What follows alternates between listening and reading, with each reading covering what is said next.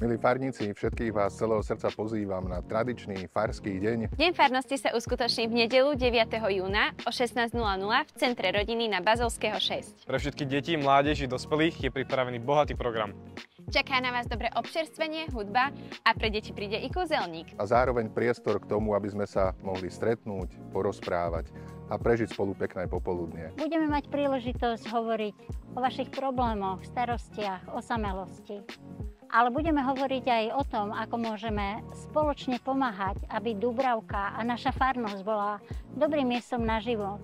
Aby nikto nezostal osamelý sám a so svojím trápením. Je dobré prísť, stráviť zo pár príjemných chvíľ s ľuďmi, ktorých bežne vydáme v kostole, alebo aj mimo kostola, porozprávať sa s nimi, zoznámiť sa a popri tom niečo dobré zajesť. Naše seniorky prinesú niečo dobré upečené. Sledujte nás na Facebooku farnosti. A nezabudnite pozvať svojich priateľov a známych. Takže ešte raz, všetci ste srdečne vítaní. Tešíme sa na vás.